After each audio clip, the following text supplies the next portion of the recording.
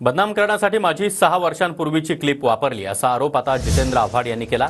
जो ब्लॅकमेल करणारा होता तो त्यावेळी आमच्या पक्षामध्ये होता असं देखील आव्हाड म्हणाले। तर फडणवीसांनी चौकशी लावावी, सर्व सत्य समोर येईल। आव्हाडांच्या व्हायरल क्लिपवर मल्लिकार्जुन पुजारी यांनी हे उत्तर दिलंय।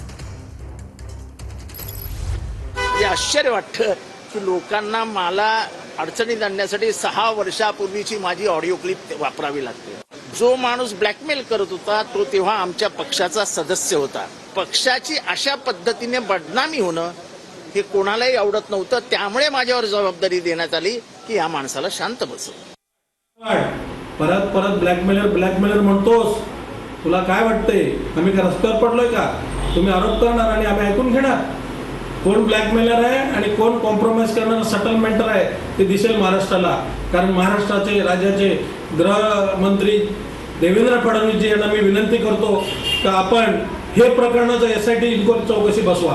मी ब्लॅकमेल करून पैसे घेतले असेल ते बाहेर निघेल।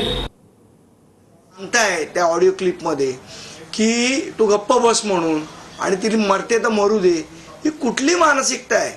आणि मला असं वाटतं या प्रकरणाची संपूर्ण चौकशी झाली पाहिजे की हा कोण मल्लिकार्जुन पुजारी आहे ज्याच्याशी जितेंद्र आव्हाड बोलतायत त्या ऑडिओ क्लिपमध्ये, आणि तो त्याला का गप्प बसायला सांगतोय, आणि त्याच्यामध्ये मोठ्या मोठ्या लोकांची नावं इन्व्हॉल्ड आहेत। मला असं वाटतं या संपूर्ण प्रकरणाची चौकशी ही गृह विभागाने केली पाहिजे, त्याच्यासाठी SIT लावली पाहिजे। तर म्हणेन कदाचित माझा मिमिक्रीतला आवाज असेल जो राज ठाकरेंनी काढला असेल।